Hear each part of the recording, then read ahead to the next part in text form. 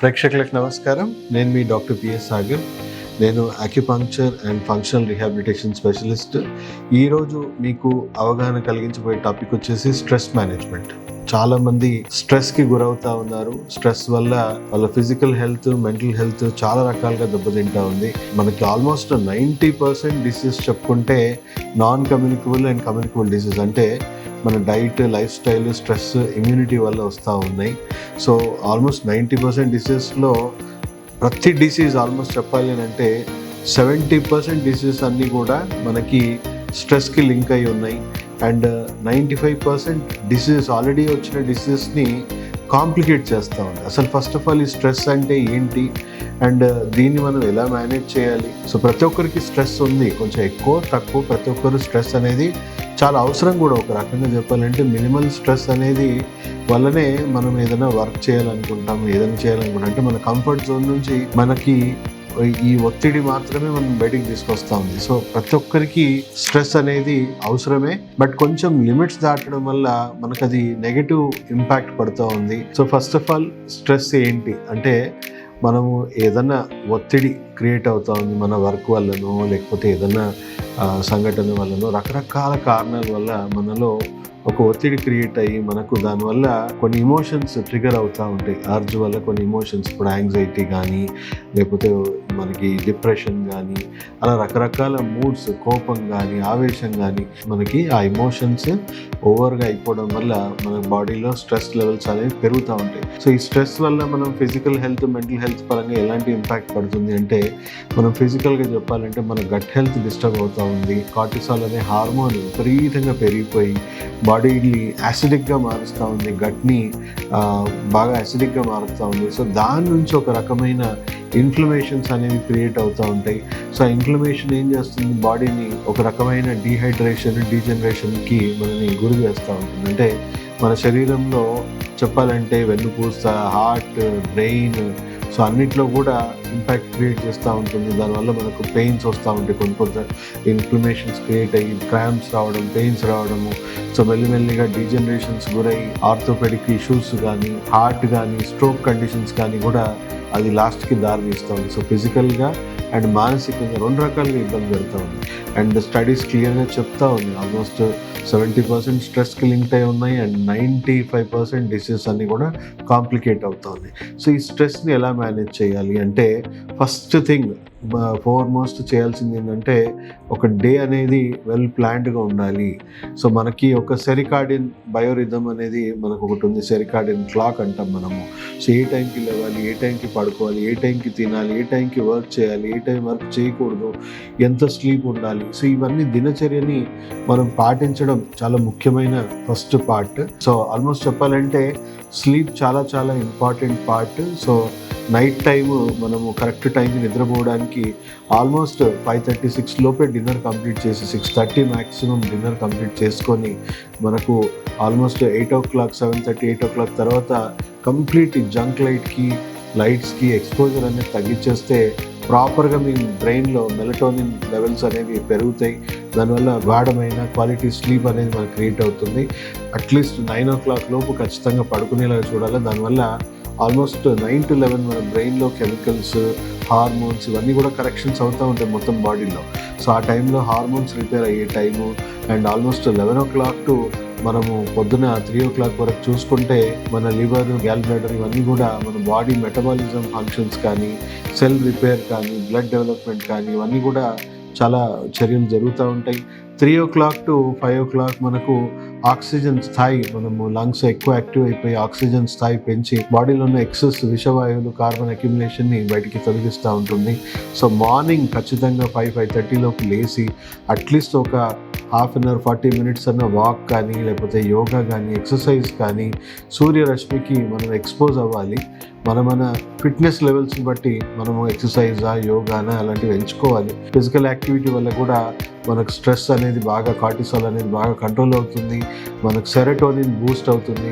And even sunlight expose అవ్వడం వల్ల కూడా విటమిన్ డితో పాటు సెరటోనిన్ కూడా మన గట్ హెల్త్లో, మన బ్రెయిన్ హెల్త్లో మనకి ఇంప్రూవ్ అవ్వడం వల్ల మూడ్ ఎన్హాన్స్ అవుతుంది. దానివల్ల మనకి స్ట్రెస్, యాంగ్జైటీ, డిప్రెషన్స్ ఇవన్నీ మూడ్ స్వింగ్స్ చాలా కంట్రోల్ అవుతుంది. నేచర్ కనెక్ట్ అవ్వడం వల్ల కూడా మంచి డోపమిన్ అనేది మనకు క్రియేట్ అయ్యి ఇంకా ప్లెజర్ హార్మోన్స్ అనేవి క్రియేట్ అవుతూ ఉంటాయి. సో అలా కంపల్సరీ మార్నింగ్ అనేది రిఫ్రెషింగ్గా ఉంటుంది. లేట్ నైట్స్ పడుకునే వాళ్ళకి ఈ స్ట్రెస్ లెవెల్స్ విపరీతంగా ఉంటాయి. ఎందుకంటే నెగిటివ్ ఆలోచనలు ఇవన్నీ ఎక్కువగా, నెగిటివ్ హ్యాబిట్స్ అన్ని కూడా మనకు నైట్ టైమే ఉంటాయి. సో మనం స్ట్రెస్ మేనేజ్ చేయలేక, నిద్ర పట్టక, ఆల్కహాల్, స్మోకింగ్, గుట్కాలు, డ్రగ్స్ ఇలాంటివన్నీ ఎన్నెన్నో అలవాట్లు చేసేసుకొని ఇంకా కాంప్లికేట్ చేసేసుకుంటా ఉన్నాం మన హెల్త్ని. సో మార్నింగ్ ఖచ్చితంగా మనం ప్రాపర్గా ప్లాన్ చేసుకొని ఈ మూడ్ని ఎన్హాన్స్ చేసుకొని ప్రకృతికి ఎక్కువ కనెక్ట్ అయ్యి న్యాచురల్ డోపమిన్ మనకి రిలీజ్ అయ్యి సో స్ట్రెస్ అనేది బాగా పర్ఫెక్ట్గా మనకి మేనేజ్ అవుతుంది. అండ్ డే మొత్తం కూడా మనం ప్రాపర్గా మేనేజ్ చేయొచ్చు. సో పాజిటివ్ నోట్ మీద and 7 to 9 breakfast, 12 to 1 lunch. So ఈ టైం టేబుల్ అనేది ఫాలో అవ్వండి. లంచ్కి ముందు, డిన్నర్కి ముందు సలాడ్స్ తినండి. సో యోగా, మెడిటేషన్ అనేది కూడా చాలా మంచి స్ట్రెస్ బస్టర్. సో ఎప్పుడు మీకు ఓవర్ స్ట్రెస్ అనిపించినా బ్రీతింగ్ ఎక్సర్సైజ్ చేయడం వల్ల కూడా మీరు కొంచెం నరాల వ్యవస్థలో, అంటే మనం చెప్పాలంటే సింపథెటిక్, పారాసింపథెటిక్ నర్వస్ సిస్టమ్లో ఏదైతే స్టిఫ్నెస్ కానీ, ఏదైతే మీకు లోపల పట్టేసినట్టు కొంచెం ఫీలింగ్స్ వస్తూ ఉంటాయి ఓవర్ యాంగ్జైటీ, ఓవర్ స్ట్రెస్ వల్ల. సో మొత్తం బాడీ అంతా కూడా రిలాక్సేషన్ అనేది మోడ్లోకి వచ్చేస్తుంది. సో అప్పటిదప్పుడు మనము స్ట్రెస్ని రెడ్యూస్ చేసుకోవచ్చు. ఇవన్నీ చేసిన స్ట్రెస్ రెడ్యూస్ అవుతలేదు అంటే మానసికంగా మీరు ఎక్కువగా నెగిటివ్ ఆలోచనలు ఎక్కువగా ఉన్నాయని మనం అర్థం చేసుకోవచ్చు. దానికి ఇంకో రెమెడీ ఏంటంటే జర్నలింగ్. చాలామంది అనవసరమైన ఆలోచనలు ఎక్కువ ఉంటాయి. చాలామంది చూసుకోవచ్చు, చాలా అనవసరమైన ఆలోచనలు ఎక్కువ ఉంటాయి. తర్వాత అసలు ఎప్పటికీ సొల్యూషన్ లేని ఆలోచనలు ఉంటాయి. కొన్ని రియల్ స్ట్రెస్, అంటే చెప్పాలి అని అంటే సొల్యూషన్స్ ఉన్న మనకు ఉంటాయి.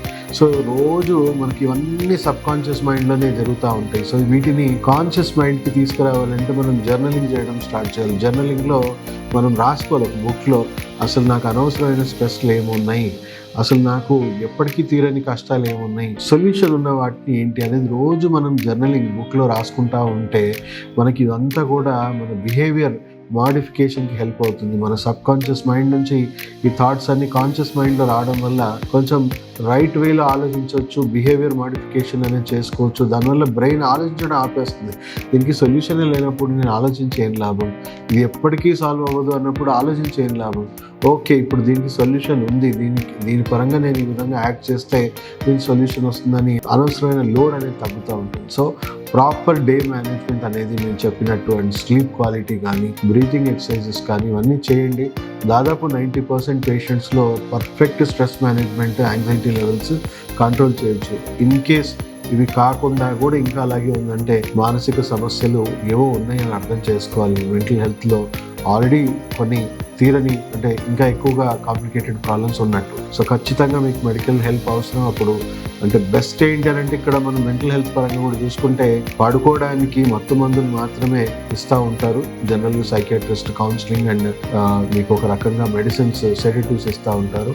సో దాని కాదండి, ఆ విధంగా చేయడం వల్ల టెంపరీగా రిలీఫ్ అయితే వస్తుంది కానీ ప్రాపర్ సొల్యూషన్ అనేది రాదు మన మెంటల్ హెల్త్ ఇష్యూస్కి. Functional medicine best. ఎందుకంటే మీ దినచర్యలో మీరు ఎక్కడ తప్పులు చేస్తున్నామో దాన్ని ఎలా సరిదిద్దుకోవాలి, మీ డైట్, లైఫ్ స్టైల్ ఎక్కడ తప్పులు జరుగుతుందో దాన్ని సరిదిద్దుతాం. మన బ్రెయిన్ తర్వాత సెకండ్ బ్రెయిన్ ఏంటి అని అంటే గట్ హెల్త్ అని చెప్పొచ్చు. సో బ్రెయిన్కి కావాల్సిన మంచి మంచి కెమికల్స్ అన్నీ తయారు చేసి పంపించాల్సింది మీ గట్.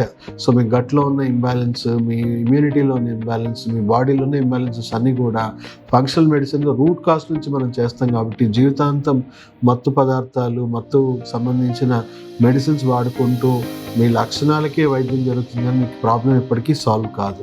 సో ఈ విధంగా ఫంక్షనల్ మెడిసిన్ని చాలామంది almost 10 years, 20 years psychiatric medicines వాడిన వాళ్ళు కూడా ఫంక్షనల్ మెడిసిన్ని చేసుకోవడం వల్ల వాళ్ళకి హార్డ్లీ 3 to 6 monthsలో అక్యూట్ కండిషన్స్, క్రానిక్లో అయితే 6 to 12 monthsలో వాళ్ళు పూర్తిగా ఏ మెడిసిన్స్ అవసరం లేకుండా వాళ్ళ మెంటల్ హెల్త్, వాళ్ళ స్ట్రెస్ అనేది పూర్తిగా వాళ్ళు తగ్గిపోయాయి.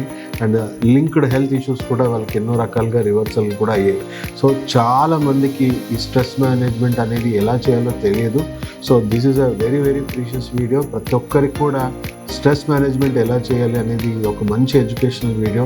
ప్రతి ఇంటికి ఈ వీడియోని మీరు చేర్చండి, ప్రతి ఒక్కరితో షేర్ చేయండి, మా ఛానల్ని సబ్స్క్రైబ్ చేసుకోండి, లైక్ చేయండి, కమెంట్స్ ఇవ్వండి, మాకు ఎంకరేజ్ చేయండి. చాలామందికి ఈ ఎడ్యుకేషన్ వల్ల మీ quality of health, quality of life improve అవుతుంది. డెఫినెట్గా మీకు ఎన్నో రెట్లు మీ ఆరోగ్యం కానీ మీ ఆయుష్ కానీ పెరగడానికి ఇవన్నీ కూడా సలహాలు ఎన్నో రకాలుగా మీకు హెల్ప్ అవుతాయి. సో దయచేసి వీడియో షేర్ చేయాలని మళ్ళీ కోరుకుంటూ సెలవు తీసుకుంటూ మీ డాక్టర్ సాగర్.